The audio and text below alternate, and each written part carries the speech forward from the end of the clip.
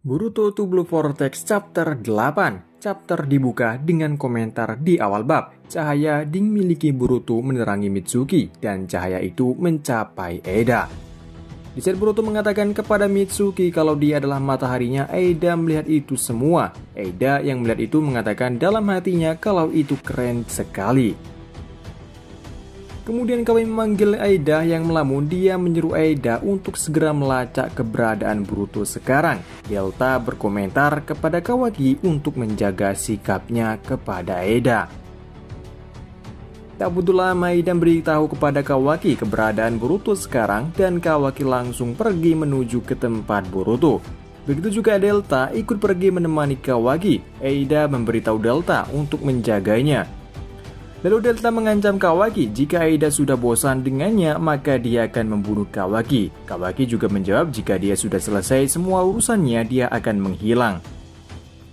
Sementara di hutan ada satu Shinju yang bergerak sendirian sedangkan Boruto dan Shikamaru masih berbicara. Boruto mengatakan kalau mereka baru saja membangunkan kesadaran mereka dan mereka sudah mulai berevolusi menjadi binatang buas. Shikamaru bertanya, apakah ini sudah telat atau sudah berakhir?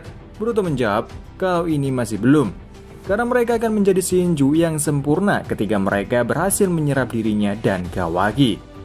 Lalu Shikamaru bertanya soal Mugi yang dimakan oleh Sumega dan menjadi pohon.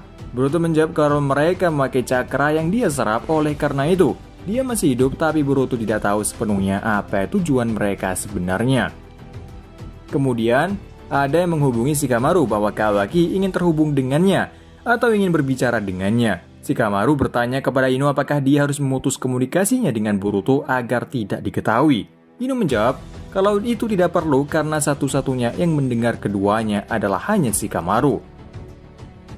Kawaki memberitahu Shikamaru lokasi Boruto saat ini. Dia pergi ke tempat Boruto bersama Delta untuk melakukan serangan dadakan. Namun Shikamaru menyuruh Kawaki untuk tidak perlu gegabah, tapi Kawaki mengatakan untuk tidak memperlambat dirinya.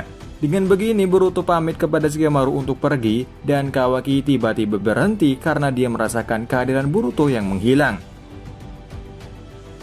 Kawaki mulai berpikir kalau Boruto pergi sebelum dia merasakan kehadirannya. Kawaki tampak mulai curiga.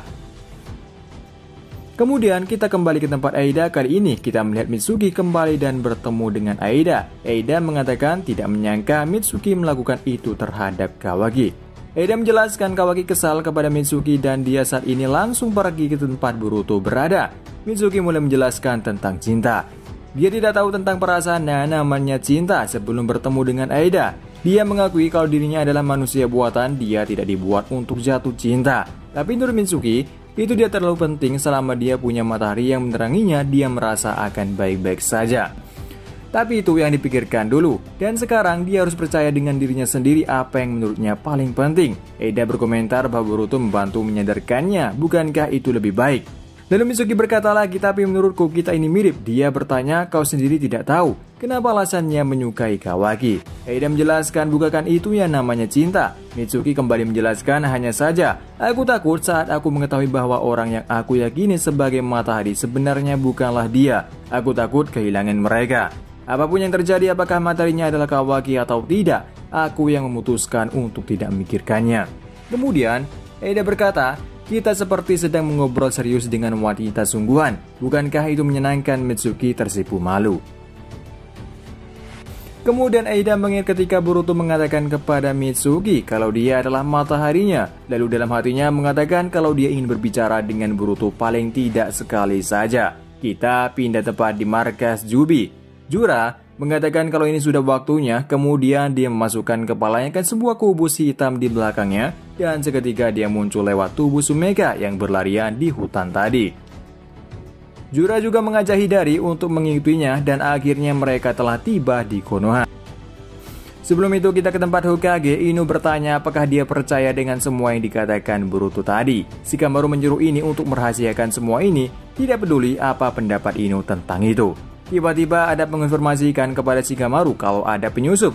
Tim Sansorik mengatakan ada 2 orang penyusup, salah satunya data cakra kecocokannya itu adalah Uchiha Sasuke. Sarada juga merasakannya cakra dari ayahnya, yaitu Sasuke. Hidari bertanya kepada lokasi Naruto, namun tiba-tiba mereka dikepung oleh anggota shinobi keamanan. Shikamaru mulai sibuk untuk mengurus dua penyusup tersebut, tapi Aida berkata kalau dia ingin melaporkan sesuatu, ia terlambat untuk memberitahukan soal ini. Para shinobi yang mengepung mereka berdua telah dikalahkan dengan kekuatan jutsu pohonnya. Aida menjelaskan kalau mereka adalah Jubi dan mereka memperoleh kesadaran dan pastinya mereka adalah musuh Konoha. Lalu Jura melihat sebuah toko buku tua dan dia bersama Hidari masuk ke toko buku tersebut. Saking polosnya Hidari, dia berkata, apakah kau Uzumaki Naruto? Akan tetapi, sebelum Hidari masuk ke toko buku, tiba-tiba ada serangan kejutan dari bawah yang menyerang Hidari, tapi Hidari menghindarnya. Ternyata, dia adalah Kawaki.